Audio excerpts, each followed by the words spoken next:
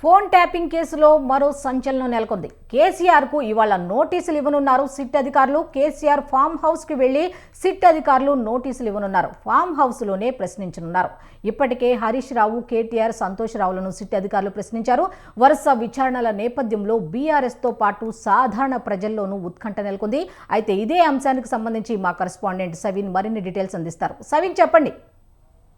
Phone tapping అంశంలో ఇది ఒక కీలక పరిణామంగా చెప్పుకోవచ్చు. ముఖ్యంగా బీఆర్ఎస్ అధినేత మాజీ ముఖ్యమంత్రి కేసీఆర్కు సిట్ అధికారులు నోటీసులు ఇవ్వబోతున్నట్లుగా తెలుస్తోంది. ఈరోజు ఎర్రవల్లి ఫామ్ హౌస్లో కేసీఆర్ అక్కడే ఉంటున్నారు కాబట్టి అక్కడికి వెళ్ళి సిట్ నోటీసులు అందజేసి రేపు ఫామ్ హౌస్లోనే కేసీఆర్ను సిట్ విచారించబోతోంది. ఇప్పటికే ఇదే ఫోన్ ట్యాపింగ్ కేసులో బీఆర్ఎస్ పార్టీకి సంబంధించిన మాజీ మంత్రి హరీష్ రావుతో పాటు BRS party working president KTR, అదేవిధంగా బీఆర్ఎస్ పార్టీకి సంబంధించి మాజీ రాజ్యసభ ఎంపీ, ప్రధాన కార్యదర్శి జోగినపల్లి సంతోష్ రావు సిట్ విచారించింది. ఇక ముఖ్యంగా కాంగ్రెస్ పార్టీ అధికారంలోకి వచ్చిన తర్వాత 2024లో ఫోన్ ట్యాపింగ్ అంశంపై పంజాగుట్ట పోలీస్ స్టేషన్లో కేసు నమోదు చేశారు. ఈ కేసు ఆధారంగా బీఆర్ఎస్ పార్టీ అగ్రనేతలకు సిట్ నోటీసులు జారీ చేస్తూ వరుసగా విచారణ చేస్తూ వస్తోంది. ముఖ్యంగా బీఆర్ఎస్ పార్టీ అధికారంలో ఉన్న సమయంలో అసెంబ్లీ నియోజకవర్గాలకు జరిగిన ఉప ఎన్నికలతో పాటు ప్రధానంగా మొయినాబాద్ ఫామ్ హౌస్ కేంద్రంగా బీఆర్ఎస్ ఎమ్మెల్యేలను బీజేపీ కొనుగోలు చేయాలని ప్రయత్నం చేసిందంటూ ఆరోపణలు చేయడం, అదేవిధంగా ప్రత్యర్థి పార్టీల కదలికలతో పాటు అప్పుడు బీఆర్ఎస్ పార్టీకి వ్యతిరేకంగా యాక్టివ్గా ఉన్నటువంటి వారి ఫోన్లను ట్యాపింగ్ చేసిందనేది ప్రధాన అభియోగం. ముఖ్యంగా రాజకీయ నేతలతో పాటు వ్యాపార ప్రముఖులు, సినీ ప్రముఖులు, అదేవిధంగా జర్నలిస్టులతో పాటు జడ్జిలు, ఇతర సామాజికంగా సోషల్ మీడియాలో కావచ్చు బయట యాక్టివ్గా ఉన్నటువంటి వారి ఫోన్లను ట్యాప్ చేసి దాని ద్వారా బీఆర్ఎస్ పార్టీ లబ్ధి పొందిందనేది కాంగ్రెస్ పార్టీ నాయకులు కావచ్చు, కాంగ్రెస్ పార్టీ ప్రభుత్వం ఆరోపణ చేస్తూ ఫోన్ ట్యాపింగ్ అంశంపై కేసు నమోదు చేసింది.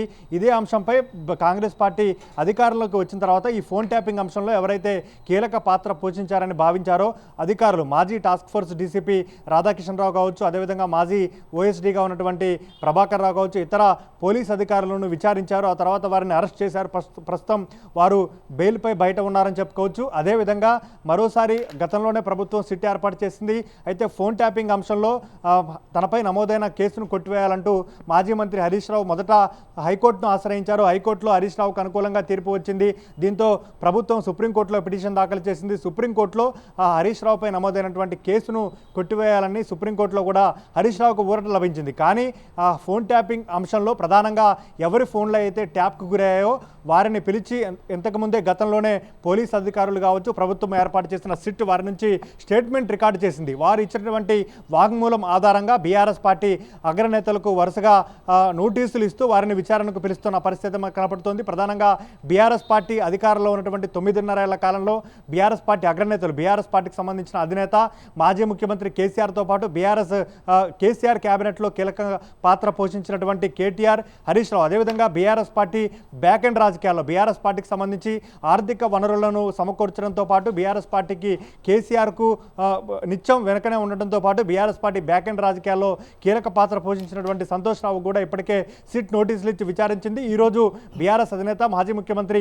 కేసీఆర్కు ఎర్రవేలి నివాసంలో సెక్షన్ 160 సిఆర్పిసి ప్రస్తుతం బీఎన్ఎస్ యాక్ట్ ప్రకారం నోటీసులు అందించి రేపు విచారణ చేయబోతున్నారు. ప్రధానంగా బీఆర్ఎస్ పార్టీ ప్రభుత్వ హయాంలో ఫోన్ ట్యాపింగ్ జరిగిందా లేదా అనే అంశంపై ప్రశ్నలు అడగడంతో పాటు బీఆర్ఎస్ ప్రభుత్వ హయాంలో ఎవరైతే ఫోన్ ట్యాపింగ్ ఆరోపణలు ఎదుర్కొంటున్నారో ఇప్పటికే స్టేట్మెంట్ రికార్డు చేసుకున్నటువంటి వారి వాంగ్మూలం ఆధారంగా ఆర్థిక లావాదేవీలతో పాటు అసెంబ్లీ నియోజకవర్గాల ఉప ఎన్నికలకు సంబంధించినటువంటి సమాచారంతో పాటు మొయినాబాద్ ఫామ్ హౌస్ కేంద్రంగా బీఆర్ఎస్ పార్టీకి సంబంధించిన 4 ఎమ్మెల్యేలను బీజేపీ కొనుగోలు చేయాలని ప్రయత్నం చేసిందనే ఆరోపణలు, ఇట్లాంటి అన్ని అంశాలపై సిట్ ప్రశ్నలు అడిగే అవకాశం కూడా మనకు కనపడుతోంది. ప్రధానంగా బీఆర్ఎస్ పార్టీ అధికారంలో ఉన్న సమయంలో ఫోన్ ట్యాపింగ్ ఆధారంగానే ప్రత్యర్థి పార్టీలను కట్టడి చేసింది, ప్రత్యర్థి పార్టీల వనరులను కట్టడి చేసి ఎన్నికల్లో లబ్ధి పొందిందనేది కాంగ్రెస్ పార్టీ ఆరోపణగా మనకు కనపడుతోంది. అందులో భాగంగానే బీఆర్ఎస్ పార్టీకి సంబంధించి ఫోన్ ట్యాపింగ్ అంశంలో బీఆర్ఎస్ పార్టీ అగ్రనేతల ప్రమేయం ఉందంటూ కాంగ్రెస్ పార్టీ ఆరోపించింది. కానీ దీన్ని బీఆర్ఎస్ పార్టీ మొదటి నుంచి తీవ్ర స్థాయిలో ఖండిస్తూ వస్తుంది. ఫోన్ ట్యాపింగ్ అంశం అనేది కేవలం చట్ట వ్యతిరేక కార్యకలాపాలకు పాల్పడే వారికి మాత్రం ఉపయోగించే అంశం. దీన్ని కాంగ్రెస్ పార్టీ అధికారంలోకి వచ్చిన తర్వాత బహిర్గతం చేస్తోంది.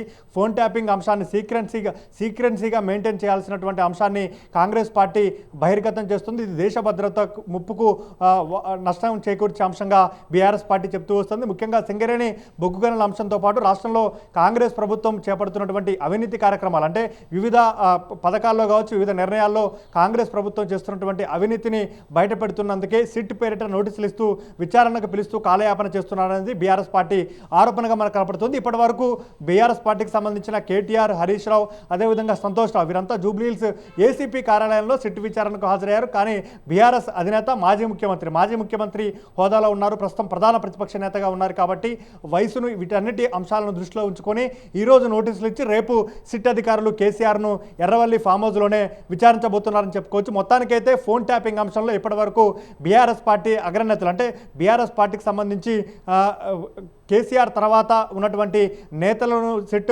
నోటీసులు ఇచ్చి విచారించగా ఇప్పుడు ఏకంగా బీఆర్ఎస్ పార్టీ అధినేత మాజీ ముఖ్యమంత్రి కేసీఆర్కు నోటీసులు ఇచ్చి విచారించింది. అంతకుముందు ప్రభుత్వ ప్రధాన కార్యదర్శులు, మాజీ ప్రధాన కార్యదర్శులుగా ఉన్నటువంటి శాంతకుమారి, అదేవిధంగా సోమేష్ కుమార్ వీరిని కూడా పిలిచి సిట్ అధికారులు స్టేట్మెంట్ రికార్డు చేసుకున్నారు. సంబంధించి బీఆర్ఎస్ పార్టీ నుంచి సస్పెండ్ గురై ప్రస్తుతం తెలంగాణ జాగృతి కార్యక్రమాలు నిర్వహిస్తూ త్వరలోనే నూతన రాజకీయ పార్టీ ఏర్పాటు చేయబోతున్నటువంటి కల్వకుంట్ల కవిత సైతం తన కుటుంబ సభ్యులతో విభేదిస్తున్నారు.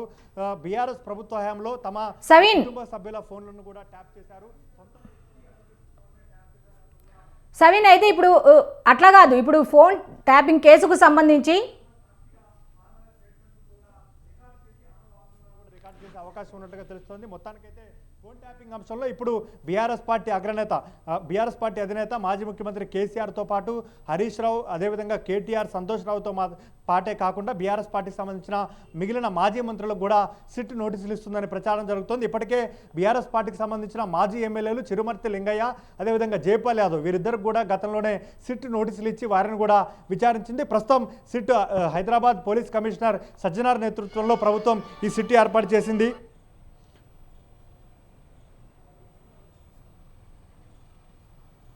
అయితే సవీన్, ఈ ఫోన్ ట్యాపింగ్ కేసుకు సంబంధించి ఫస్ట్ హరీష్ రావు గారు, తర్వాత కేటీఆర్, ఆ తర్వాత మాజీ ఎంపీ సంతోష్ లాంటి వాళ్ళని పిలిచారు. అయితే నెక్స్ట్ కవితనా లేకపోతే కేసీఆరా అనుకున్న టైంలో ఇన్ఫర్మేషన్ అయితే మనకి కేసీఆర్ అని కన్ఫర్మ్ అయింది. అయితే ఈ పుర ఎన్నికలు జరుగుతున్న వేళ ఇటువంటి తీసుకోవటం అనేది కావాలనే చేస్తున్నారు అనే దానికి నిదర్శనంగా చెప్పుకోవచ్చా? ఒక రకంగా చెప్పాలంటే బీఆర్ఎస్లో ఉత్కంఠ అనటం కన్నా ఆందోళన అని చెప్పొచ్చా? అంటే రెండు వర్షన్స్గా మనం చెప్పుకోవచ్చు. ఒకవైపు బీఆర్ఎస్ పార్టీ మాత్రం ప్రభుత్వం డైవర్స్ పాలిటిక్స్ చేస్తోంది. అంటే మొదటి నుంచి రేవంత్ రెడ్డి ముఖ్యమంత్రి అయిన తర్వాత డైవర్షన్ పాలిటిక్స్ చేస్తున్నారనేది బీఆర్ఎస్ వర్షన్. మరోవైపు ఆ ఫోన్ ట్యాపింగ్ అనేది ప్రభుత్వం సిట్ ఏర్పాటు చేసింది. ఈ ఫోన్ ట్యాపింగ్ ఇప్పటికే ఈ కేసు నమోదు చేసి దాదాపు 2 ఏళ్ళైంది. కాంగ్రెస్ ప్రభుత్వం అధికారంలోకి రాగానే ఈ ఫోన్ ట్యాపింగ్ అంశంపై కేసు నమోదైంది. కాబట్టి ప్రభుత్వం ప్రస్తుతం సీనియర్ ఐపీఎస్ అధికారులతో కూడినటువంటి బృందాలతో సిట్ ఏర్పాటు చేసింది. కాబట్టి త్వరితగతిన విచారణ పూర్తి చేసి ఈ ఫోన్ ట్యాపింగ్ అంశాన్ని ఏదో ఒక కొలిక్కి తీసుకురావాలనే ఉద్దేశంతో ప్రభుత్వం ఉన్నట్లుగా ప్రభుత్వ వర్గాలు చెప్తున్నాయి. మొత్తానికైతే ప్రస్తుతం మున్సిపల్ ఎన్నికలు జరుగుతున్నాయి, నామినేషన్ల ప్రక్రియ జరుగుతోంది. మున్సిపల్ ఎన్నికల్లో బీఆర్ఎస్ పార్టీ నేతలను డిస్టర్బ్ చేయడం కోసమే ప్రభుత్వం సిటీ నోటీసుల పేరిట వేధిస్తుంది అనేది బీఆర్ఎస్ పార్టీ మాత్రం ప్రజల్లోకి తీసుకువెళ్లే అవకాశం కనపడుతోంది. ఇప్పటి వరకు మిగిలిన ముగ్గురు నేతలు ఎవరైతే కేటీఆర్, హరీష్ రావు, సంతోష్ రావు నేరుగా జూబ్లీహిల్స్ ఏసీపీ కార్యాలయానికి విచారణకు వెళ్లారు. ఇప్పుడు కేసీఆర్ మాత్రం ప్రధానంగా కేసీఆర్ ఎర్రవల్లి ఫామ్ హౌస్లో తన నివాసంలో ఉంటున్నారు. అక్కడే ఎప్పుడైతే బీఆర్ఎస్ పార్టీ అధికారం కోల్పోయిందో కేసీఆర్ అక్కడే ఉంటున్నారు. ప్రధాన ప్రతిపక్ష నేతగా బీఆర్ఎస్ పార్టీ రాజకీయాలన్నీ ఫామ్ హౌస్ నుంచే కేసీఆర్ పరిశీలిస్తూ వస్తున్నారు. ఇప్పుడు సిట్ అధికారులు కూడా కేసీఆర్కు అక్కడికి వెళ్ళే నోటీసులు అందించబోతున్నారు. రేపు అక్కడే విచారణ చేయబోతున్నారు. కాబట్టి బీఆర్ఎస్ దీన్ని ప్రజల్లోకి తీసుకువెళ్ళి ఎన్నికల్లో లబ్ధి పొందే అంశం కూడా మనకు కనపడుతోంది. మొత్తానికైతే ప్రస్తుతం ఇప్పుడు ముందుగా కవితకి ఇస్తారు. కవిత స్టేట్మెంట్ను రికార్డు చేసుకున్న తర్వాతనే కేసీఆర్కు నోటీసులు ఇస్తారనే ప్రచారం జరిగింది. కానీ కవితను సాక్షిగా కవిత స్టేట్మెంట్ను రికార్డు చేసే అవకాశం కనపడుతుంది. కాబట్టి ముందుగా బీఆర్ఎస్ అధినేత కేసీఆర్కు సిట్ అధికారులు నోటీసులు ఇచ్చినట్టుగా మనకు తెలుస్తోంది. ఓవరాల్గా అయితే ఫోన్ ట్యాపింగ్ అంశంలో ప్రధానంగా బీఆర్ఎస్ హయాంలో ముఖ్యమంత్రిగా కేసీఆర్ ఉన్నారు. కాబట్టి ప్రధానంగా కేసీఆర్కు నోటీసులు ఇవ్వడంతో సిట్ అధికారుల టార్గెట్ నెక్స్ట్ ఏ విధంగా ఉండబోతుంది కార్యాచరణ, ఇంతటితో కేసీఆర్ విచారణతో సిట్ అధికారుల విచారణ ముగుస్తుందా, ఈ ముగిసిన విచారణతో సిట్ అధికారులు ఏం చేయబోతున్నారు అనేది కూడా ఉత్కంఠ నెలకొని ఉందని చెప్పుకోవచ్చు. ఇప్పుడు కవిత విషయానికి వస్తే నా ఫోన్ కూడా ట్యాప్ చేశారు అనేది కూడా ఆవిడ చెప్పడం జరిగింది కదా, దీనికి సంబంధించి ఆవిడని బాధితురాలుగా చూస్తారా లేకపోతే ఏ విధంగా చూసే అవకాశం ఉందంటారు? అంటే సిట్ అంటే కవిత మాత్రం తనను బాధితురాలుగా చూడాలి. బీఆర్ఎస్ అధికారంలో ఉన్నప్పుడు నా భర్త ఫోన్ ట్యాప్ చేశారు, నా ఫోన్ ట్యాప్ చేశారు, ఇంటి అల్లుడు ఫోన్ ట్యాప్ చేస్తారంటూ గతంలో కవిత కామెంట్ చేశారు. అయితే కవితను స్టేట్మెంట్కి ఇప్పుడు ఎవరైనా కేటీఆర్ను కూడా సాక్షిగా పిలిచే కేటీఆర్ స్టేట్మెంట్ రికార్డు చేశామంటూ సిట్ అధికారులు చెప్తున్న పరిస్థితి మనకు కనపడుతుంది. కాబట్టి అది సిట్ అధికారులే దానిపై పూర్తి స్థాయిలో క్లారిటీ ఇవ్వాలి. బాధితురాలిగా పిలిచినా, ఒకవేళ సాక్షిగా పిలిచినా, ఏ రకంగా సిట్ అధికారులు నోటీసులు ఇచ్చి విచారణకు పిలిచినా ఫోన్ ట్యాపింగ్ అంశంలో వారి స్టేట్మెంట్ని అయితే సిట్ అధికారులు రికార్డు చేస్తున్నారు. దీంతో సిట్ అధికారులు ఈ రికార్డు అంటే వీరందరి విచారణ పూర్తయిన తర్వాత సిట్ కార్యాచరణ ఏ విధంగా ఉండబోతోంది, ప్రభుత్వ నిర్ణయం ఏ విధంగా ఉండబోతోంది, ఫోన్ ట్యాపింగ్ అంశంలో ప్రభుత్వం ఏం తేల్చబోతుంది, ఫోన్ ట్యాపింగ్ అంశంలో ప్రభుత్వం ఏం తేల్చదు, కేవలం కాలయాపన మాత్రమే చేస్తుంది అనేది బీఆర్ఎస్ వర్షన్గా మనకు కనపడుతుంది. కాబట్టి ఇప్పుడు కేసీఆర్కే నోటీసులు ఇచ్చి విచారించబోతున్నారు. కాబట్టి సిట్ తర్వాత ఏం చేయబోతుంది అనేది ఇక్కడ ప్రధాన అంశం. ఎందుకంటే ఇప్పటికే సుప్రీంకోర్టులో ఈ కేసు అంశం నడుస్తోంది. కాబట్టి సుప్రీంకోర్టు ఆదేశాల మేరకే ప్రభుత్వం సీనియర్ ఐపీఎస్ అధికారులతో కూడినటువంటి సిట్ బృందాన్ని ఏర్పాటు చేసింది, విచారణ చేస్తోంది. కాబట్టి సుప్రీంకోర్టు కూడా ఈ అంశాలను నివేదించాల్సి ఉంటుంది. కాబట్టి సుప్రీంకోర్టులో కూడా కేసు నడుస్తోంది. కాబట్టి సిట్ అధికారులు ఏం చేయబోతున్నారనేది కూడా చూడాల్సి ఉంది. ఓకే, ఈ ఫోన్ ట్యాపింగ్ కేసుకు సంబంధించి ఈ విషయం అనేది కేసీఆర్ వరకు వెళ్ళింది. కాబట్టి ఇప్పుడు వాళ్ళు ఏ విధంగా హరీష్ రావు కానీ, కేటీఆర్ కానీ, సంతోషరావు కానీ ఏ విధంగా లైట్ తీసుకున్నారు, అడిగిన ప్రశ్నలు అడుగుతున్నారు, ఒకళ్ళు బయటకు వెళ్తారు, ఒకళ్ళు లోపలికి వస్తారని ఈ విధమైన వర్డ్స్ వాళ్ళు విచారణకు హాజరైన తర్వాత బయటకు వచ్చి చెప్పిన మాటలు. అయితే సేమ్ ఇప్పుడు కేసీఆర్ కూడా ఈ విధంగానే లైట్ తీసుకునే అవకాశం ఉందా, లేకపోతే సీరియస్గా ఏమైనా తీసుకునే అవకాశం ఉందంటారా?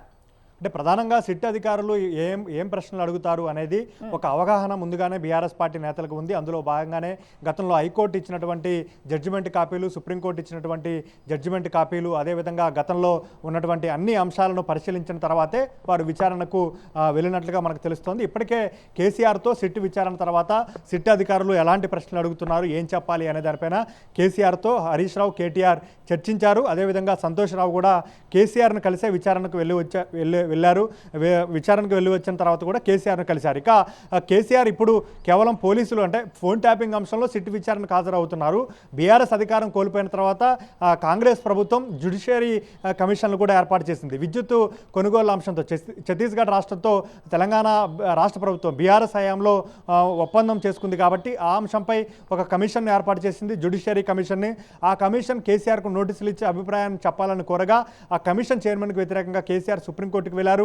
అప్పుడు కమిషన్ చైర్మన్గా ఉన్నటువంటి జస్టిస్ ఎల్ నరసింహారెడ్డిని తప్పించింది. జస్టిస్ మదన్ బి లోకూర్ను తర్వాత చైర్మన్గా నియమించారు. ఆ తర్వాత చైర్మన్కు కేసీఆర్ లేఖ ద్వారా తన అభిప్రాయాన్ని తెలిపారు. ఇక కాళేశ్వరం ప్రాజెక్టుకు సంబంధించి మేడిగడ్డ బ్యారేజ్ పిల్లర్ల కుంగుబాటు అంశంలో కూడా జస్టిస్ పిసి ఘోష్ కమిషన్ను ప్రభుత్వం ఏర్పాటు చేయగా ఆ కమిషన్ ముందు విచారణకు బీఆర్ఎస్ అధినేత మాజీ ముఖ్యమంత్రి కేసీఆర్తో పాటు మాజీ మంత్రి హరీష్ రావు కూడా వెళ్ళి వచ్చారు. కాబట్టి ప్రతిపక్షంలోకి వచ్చిన తర్వాత ప్రధానంగా ప్రభుత్వం కక్ష సాధింపు చర్యలకు పాల్పడుతుంది. ఇట్లాంటి విచారణకు సిద్ధంగా ఉండాలంటూ పదే పదే బీఆర్ఎస్ పార్టీ నేతలకు కేసీఆర్ చెప్తూ వస్తున్నారు. కాబట్టి ఇదంతా కేసీఆర్కు ముందే తెలుసు. కాబట్టి ఫోన్ ట్యాపింగ్ అంశంలో అధికారులు ఏ ప్రశ్నలు అడుగుతారు, ఏం సమాధానాలు చెప్పాలి అనే దానిపైన ముందుగానే ప్రిపేర్ అయినట్లుగానే తెలుస్తోంది.